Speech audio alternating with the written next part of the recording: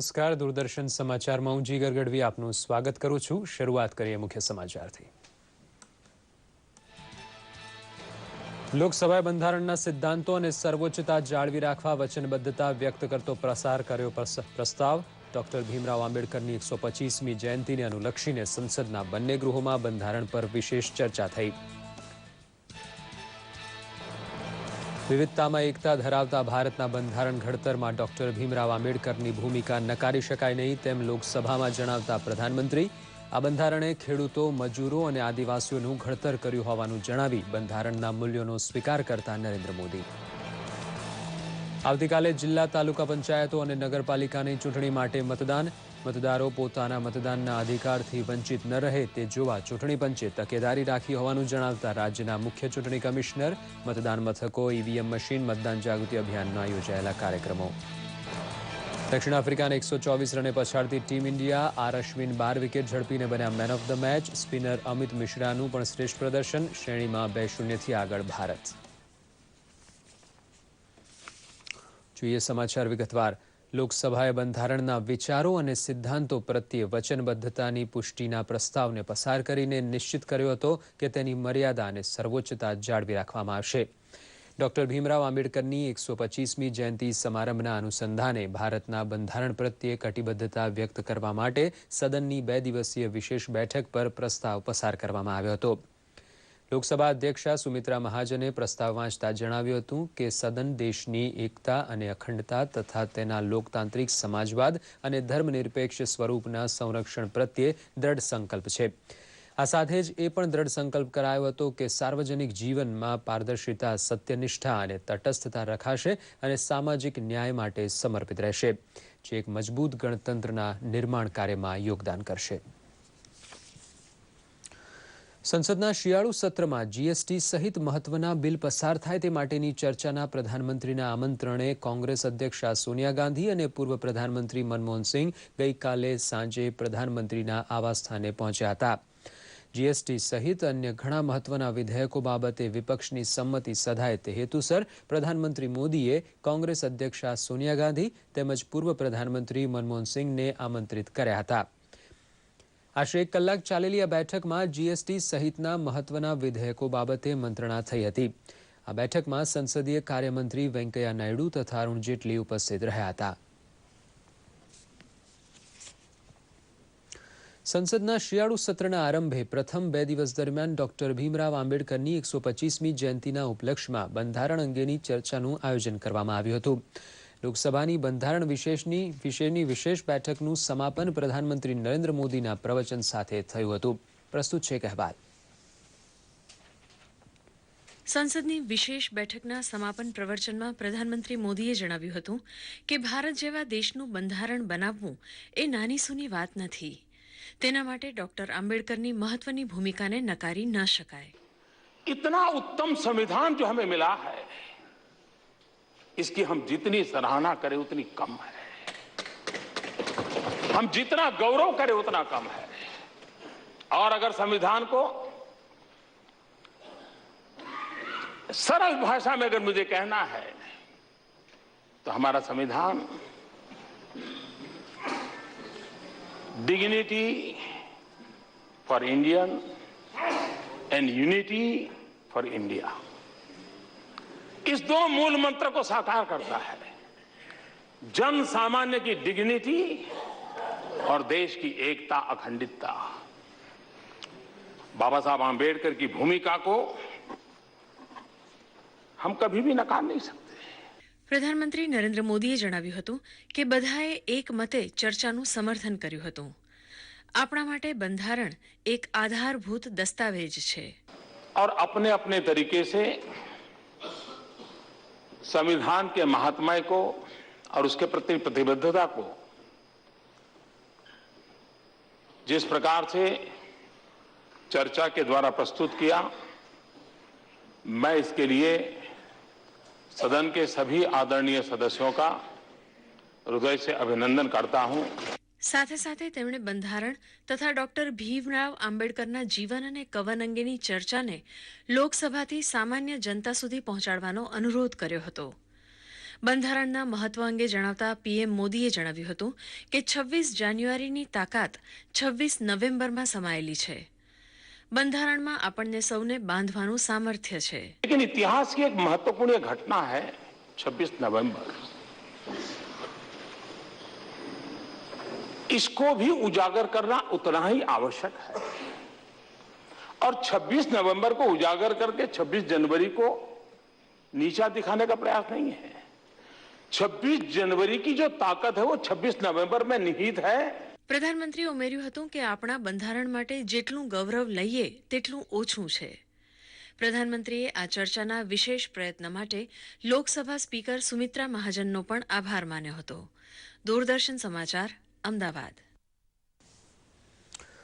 આવતીકાલે થનારી સ્થાનિક સ્વરાજની ચૂંટણીઓમાં 7,774 બેઠકો માટે 19,534 ઉમેદવારો ઊભા છે, જેમાં 2.59 કરોડ મતદારો મતદાન કરશે. 33,375 મતદાન બૂથ ઉપર 1200 પોલિંગ અધિકારીઓ સહિત 1.68 હજાર પોલિંગ કર્મચારીઓ સેવા આપશે, તો બૂથ ઉપર 70,000ની આસપાસ સુરક્ષા કર્મીઓ તૈનાત કરાશે, જેમાં સ્થાનિક અને પેરામિલિટરી ફોર્સિસનો પણ સમાવેશ કરાશે. પ્રસ્તુત છે અહેવાલ. રાજ્યમાં સ્થાનિક સ્વરાજ્યના મતદાન માટે તંત્રએ પોતાની તૈયારીઓને આખરી ઓપ આપી દીધો છે. ઈવીએમ મશીન સમયસર બૂથ્સ ઉપર પહોંચી જાય તેના માટે અધિકારીઓને સૂચનાઓ આપી દેવાઈ છે. કલેક્ટરોને વિગતવાર સૂચનાઓ આપી છે કે મતદારો જે ચૂંટણી કરવા માટે હકદાર હોય એ કોઈ પણ રીતે વંચિત ના રહે એની તકેદારી એમને રાખવા માટે કહેવામાં આવ્યું છે. એમને મતદાન મથકોની જાણકારી મળે એના માટે જરૂરી તમામ પગલાં લેવા માટે એમને કહેવામાં આવ્યું છે. એના જરૂરી પ્રચાર પણ કરવા માટે એમને કહેવામાં આવ્યું છે. અને મારી જાણકારી મુજબ કલેક્ટરશ્રીઓએ એમાં રાજકીય પક્ષોને પણ બોલાવ્યા છે અને સમજાવ્યા છે. 56 નગરપાલિકામાં 524 વોર્ડની 2096 બેઠકો છે, જેમાં 18,97,112 પુરુષો અને 17,62,045 મહિલા મતદારો મળી કુલ 36,59,157 મતદારો છે. આ માટે 4,794 મતદાન મથકો માટે 67 ચૂંટણી અધિકારી, 67 સહાયક ચૂંટણી અધિકારી અને 23,790નો પોલિંગ સ્ટાફ હાજર રહેશે. 31 જિલ્લા પંચાયતની 988 બેઠકો છે, જ્યારે 230 તાલુકા પંચાયતોમાં 4,778 બેઠકો છે. બંનેમાં સંયુક્ત રીતે 1,15,84,937 પુરુષો, જ્યારે 1,07,16,490 મહિલા મતદારો મળીને 2,23,01,407 મતદારો છે. 28,581 મતદાન મથકો છે. પોલિંગ અધિકારીઓની વાત કરીએ તો 216 અધિકારીઓ જિલ્લામાં, જ્યારે 465 અધિકારીઓ તાલુકા પંચાયતના મળીને 813 ચૂંટણી અધિકારીઓ અને 1,062 મદદનીશ અધિકારીઓ હાજર રહેશે. 1,42,905 વ્યક્તિઓ પોલિંગ સ્ટાફ તરીકે હાજર રહેશે. દૂરદર્શન સમાચાર, અમદાવાદ. આવતીકાલે રાજ્યમાં સ્થાનિક સ્વરાજની ચૂંટણી યોજાવા જઈ રહી છે. ભાજપા અને કોંગ્રેસ માટે એસિડ ટેસ્ટ બનનારી આ ચૂંટણીના પ્રચાર પડઘમ શાંત થઈ ગયા છે. હવે રાજ્ય ચૂંટણી પંચ આ ચૂંટણી શાંતિપૂર્ણ રીતે યોજાય તે માટે કવાયતમાં લાગી ગયું છે. ચૂંટણી પંચે તમામ તૈયારીઓ કરી લીધી છે. પ્રસ્તુત છે દૂરદર્શનનો એક અહેવાલ. વિવિધ રાજકીય પક્ષો માટે એસિડ ટેસ્ટ સાબિત થનારી સ્થાનિક સ્વરાજ્યની ચૂંટણીને હવે ગણતરીના કલાકો જ બાકી રહ્યા છે. 29મી નવેમ્બરે સવારે 8 વાગ્યાના ટકોરે મતદાન શરૂ થઈ જશે, જે સાંજના 5 વાગ્યા સુધી ચાલશે. રાજ્ય ચૂંટણી પંચ માટે પણ શાંતિપૂર્ણ મતદાન યોજવું એ સૌથી મોટો પડકાર છે. ત્યારે સલામતી સહિતના તમામ પાસાને ચકાસીને રાજ્ય ચૂંટણી પંચે તમામ તૈયારીઓ પૂર્ણ કરી લીધી છે. રાજ્યમાં 31 જિલ્લા પંચાયતની કુલ 988 બેઠકો, 230 તાલુકા પંચાયતની કુલ 4,778 બેઠકો અને 56 નગરપાલિકાની કુલ 2,096 બેઠકોની ચૂંટણી માટે મતદાન થશે. સુરત જિલ્લામાં થયેલી તૈયારીઓ અંગે સુરત કલેક્ટરે પત્રકાર પરિષદ યોજીને માહિતી આપી હતી. ચૂંટણી માટેની તમામ પ્રાથમિક તૈયારીઓ પૂર્ણ કરવામાં આવેલ છે. આ ચૂંટણી દરમિયાન જિલ્લા પંચાયતની 40 સીટો અને 9 તાલુકા પંચાયતની 196 સીટો માટે 29 તારીખે મતદાન થવાના છે. જામનગર જિલ્લામાં પણ સ્થાનિક સ્વરાજ્યની ચૂંટણીની તૈયારીઓ વિશે કલેક્ટરે વિસ્તૃત માહિતી આપી હતી. શાંત વાતાવરણમાં નિષ્પક્ષ રીતે, ન્યાયિક રીતે સંપન્ન થાય એ હેતુસર જિલ્લા વહીવટીતંત્ર મારફત સઘળી ચૂંટણીલક્ષી પૂર્વ તૈયારીઓ પૂર્ણ કરી દેવામાં આવી છે. નર્મદામાં પણ જિલ્લા અને તાલુકા પંચાયતની 140 બેઠકો માટે ચૂંટણી યોજાવાની છે, ત્યારે જિલ્લાના 3272 કર્મચારીઓ ચૂંટણી ફરજ બજાવશે એવી માહિતી જિલ્લા કલેક્ટરે આપી હતી. 37 જેટલા સંવેદનશીલ મતદાન મથકો છે અને 64 જેટલા અતિ સંવેદનશીલ મતદાન મથકો આવેલા છે. કાઉન્ટિંગ સ્ટાફની ટ્રેનિંગ, ઝોનલની ટ્રેનિંગ, રિસીવિંગ ડિસ્પેચિંગના સ્ટાફની ટ્રેનિંગ, આ ટ્રેનિંગ બધી પતી ગઈ છે અને મતદાન મથકો જો શાડો એરિયામાં આવેલા છે 97 જેટલા કમ્યુનિકેશન સિસ્ટમથી કવર કરી લેવાના છે, જેમાં પોલીસ અને ફોરેસ્ટના વોકી ટોકીથી એમના બેઝ સ્ટેશનથી મતદાનની રિપોર્ટિંગ લેવામાં આવશે. રાજ્યના અન્ય જિલ્લાઓમાં પણ નિષ્પક્ષ અને શાંતિપૂર્ણ માહોલમાં મતદાન થાય તે માટે વહીવટીતંત્ર દ્વારા સર્વ તૈયારીઓ પૂર્ણ કરી લેવામાં આવી છે. આ અંગે જિલ્લાના કલેક્ટર દ્વારા વિગતવાર માહિતી આપવામાં આવી હતી. પ્રથમ વખત આપણે એક મહિલા મતગણતરી કેન્દ્ર ભાવનગર મહાનગરપાલિકાના ચૂંટણી માટે વાર્ડ નંબર 7, 8, 9, 10 માટે કરી રહ્યા છે, જેમાં રિટર્નિંગ ઓફિસર પણ મહિલા છે, જે આસિસ્ટન્ટ રિટર્નિંગ ઓફિસર એ પણ મહિલા છે અને એના અંતર્ગત જે મહિલા મતગણતરી કેન્દ્ર છે એમાં તમામ મહિલાઓ દ્વારા આ મતગણતરી હાથ ધરવામાં આવનાર છે. ચૂંટણીને અનુલક્ષીને કાયદો અને વ્યવસ્થા જાળવવા પોલીસ બંદોબસ્ત પણ ચુસ્ત કરી દેવામાં આવ્યો છે. જિલ્લા પંચાયતની ચૂંટણી શાંત માહોલમાં પૂર્ણ થાય તે માટે ડીવાયએસપી કક્ષાના 87 અધિકારીઓ, ASI, head constable, police constable તેમજ ફોરેસ્ટ ગાર્ડના 11,029 અને હોમગાર્ડ્સના 48,800 કર્મચારીઓ સેવા બજાવશે.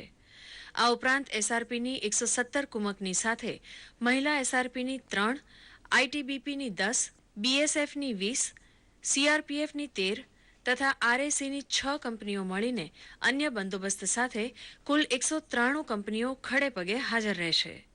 દૂરદર્શન સમાચાર, અમદાવાદ.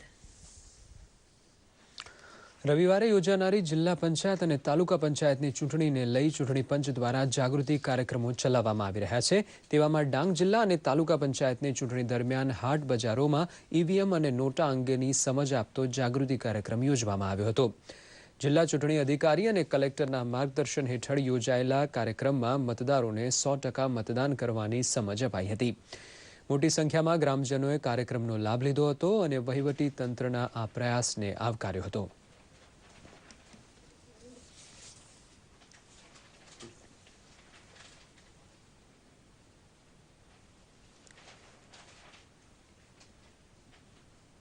ગામોમાં અઠવાડિક હાટ ભરાય છે, જેમાં પણ આજુબાજુના ઘણા ગામડાઓના લોકો આવતા હોય છે.